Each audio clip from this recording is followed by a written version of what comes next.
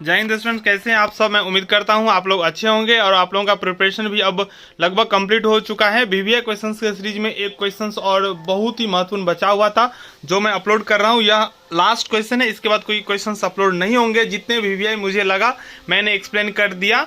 अगर आपने पहले का वीडियो नहीं देखे हैं तो उन सभी वीडियो का लिंक इस वीडियो के डिस्क्रिप्शन में आपको मिल जाएगा। आप डिस्क्रिप्शन में जाइए और एक एक वीडियो करके अलग अलग लिंक है, पार्ट 1, पार्ट 2, पार्ट 3 ऐसे करके सभी वीडियो को देख लें। अभी जो मैं क्वेश्चंस आपको समझाने जा रहा हूं वह है सूत्रधारी कंपनी तथा सहायक कंपनी से आप क्या समझते हैं। What do you mean by holding company और सब्सिडरी कंपनी, यानी कि होल्डिंग कंपनी क्या है और सब्सिडरी कंपनी क्या है, ये आपको पूछा जा रहा है। देखिए 2021 में यह क्वेश्चन पूछा है और अगर आप प्रीवियस ईयर क्वेश्चन को देखेंगे तो बहुत बार आपको मिल जाएगा यह क्वेश्चन। ठीक है, तो मैं एक एग्जाम्पल के थ्रू जो जैसे बताते आया हूं अभी भी बता रहा हूं। ए और बी दो कंपनी है, दो अलग अलग कंपनी है, ठीक है ना। अब यहाँ पे दोनों में क्या होता है, एक वार्ता होता है और ए क्या करता है तो बी का 51% शेयर, कम से कम मिनिमम 51% शेयर क्या करता है, खरीद लेता है। तो इस स्थिति में ए कहलाएगा होल्डिंग कंपनी, सूत्रधारी कंपनी, और बी हो जाएगा सहायक कंपनी। बी ए का सहायक कंपनी हो जाएगा और ए जो है बी का सूत्रधारी कंपनी हो जाएगा। ए सूत्रधारी कंपनी और बी सहायक कंपनी। इस प्रकार से हम परिभाषा के रूप में कह सकते हैं वह कंपनी जो किसी कंपनी का शेयर 51% से अधिक, या ऐसे बोलते हैं 50% से अधिक शेयर क्रय कर लिया हो, उस कंपनी को सूत्रधारी कंपनी अर्थात होल्डिंग कंपनी कहेंगे। और वह कंपनी जिन्होंने अपना शेयर 50% से अधिक बेच दिया हो उन्हें सहायक कंपनी कहेंगे। तो मैं उम्मीद करता हूं आप लोग इस पॉइंट पे नहीं फंसेंगे। चलिए देखते हैं ये भारतीय कंपनी अधिनियम में क्या परिभाषा दिया है। भारतीय कंपनी अधिनियम में धारक कंपनी की कोई परिभाषा नहीं दी गई है। मतलब भारतीय कंपनी अधिनियम में जो है ना सूत्रधारी कंपनी का कोई स्पेशल परिभाषा नहीं दिया हुआ है खास करके। ठीक है, चलिए इसका मतलब ये नहीं उसका कोई परिभाषा नहीं है, लेकिन भारतीय कंपनी अधिनियम में इसको परिभाषित नहीं किया गया है। अधिनियम की धारा 4 के में धारक कंपनी के संबंध में यह उल्लेख मिलता है कि कोई कंपनी किसी अन्य कंपनी की धारक कंपनी केवल तभी मानी जाएगी जब वह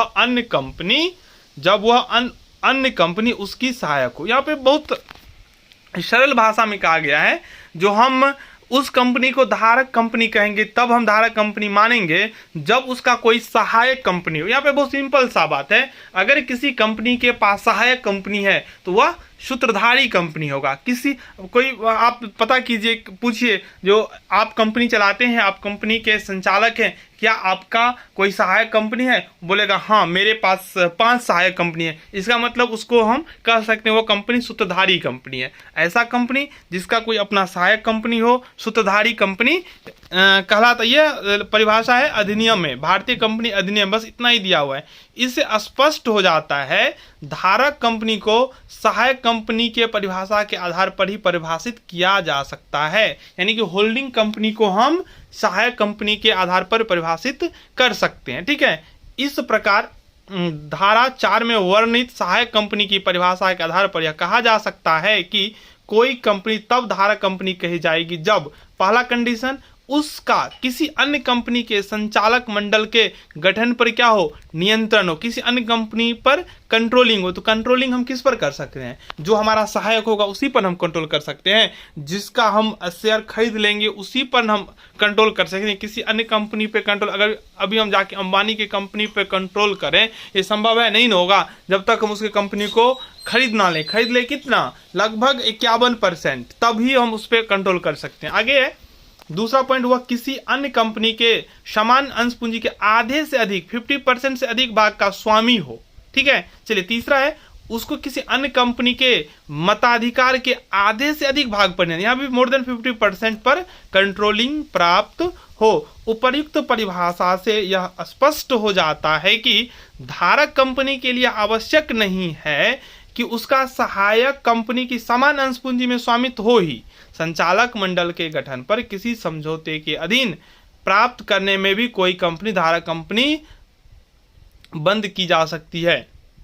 संचालक मंडल पर नियंत्रण से तात्पर्य उस कंपनी के अधिकांश संचालकों को नियुक्त करने अथवा हटाने के अधिकार से होता है। कभी कभी धारक कंपनी को जनक कंपनी, पेरेंट कंपनी भी कहा जाती है। इसको याद कर लीजिए, ट्रू और फॉल्स में काम कर सकता है। धारक कंपनी को, होल्डिंग कंपनी को, सुधारी कंपनी को जनक कंपनी कहा जाता है और वह स्टेटमेंट क्या होगा, ट्रू हो जाएगा। इस प्रकार कोई कंपनी अपनी स्थापना के समय से ही धारक कंपनी नहीं बन जाती। जाहिर सी बात, जब स्थापना हुआ है तब वो किसी दूसरे कंपनी को खरीदने की स्थिति में सामान्यतः नहीं होगा, इसलिए स्थापना के समय से ही वह धारक कंपनी नहीं बन जाता। अब तक निजी क्षेत्र की कंपनियों में धारक कंपनी बनने का चलन अधिक रहा है। निजी कंपनी क्षेत्र में धारक कंपनी बनने का चलन अधिक रहा है, बात सही है। चलिए आगे है, आगे देख लीजिए। किंतु इधर सार्वजनिक क्षेत्र में भी धारक कंपनी की स्थापना प्रारंभ हो गई है। सार्वजनिक क्षेत्र के इस्पात कारखानों के लिए steel authority of India limited नामक धारक कंपनी की स्थापना 24 जनवरी 1973 को की गई। ये भी याद कर लीजिए, ट्रू और फॉल्स में काम कर जाएगा।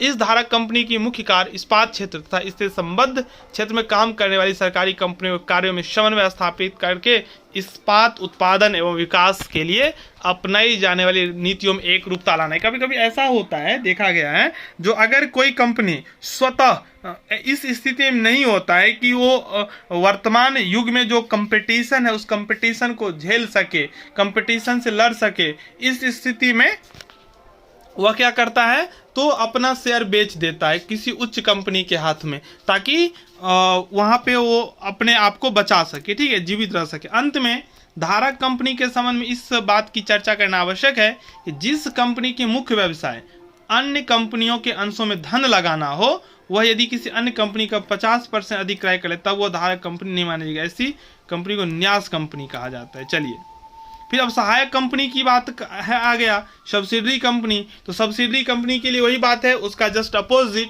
पहला, जब अन्य कंपनी को उसके संचालन मंडल के गठन पर नियंत्रण प्राप्त हो, किसी और कंपनी को उसके संचालक मंडल पर नियंत्रण प्राप्त हो, वह सहायक कंपनी हो जाएगा। फिर आगे, जब अन्य कंपनी उसके सामान्य अंश पूंजी के आधे से अधिक भाग की स्वामी हो, दूसरा कंपनी उसके अंश पूंजी का स्वामी हो जाएगा।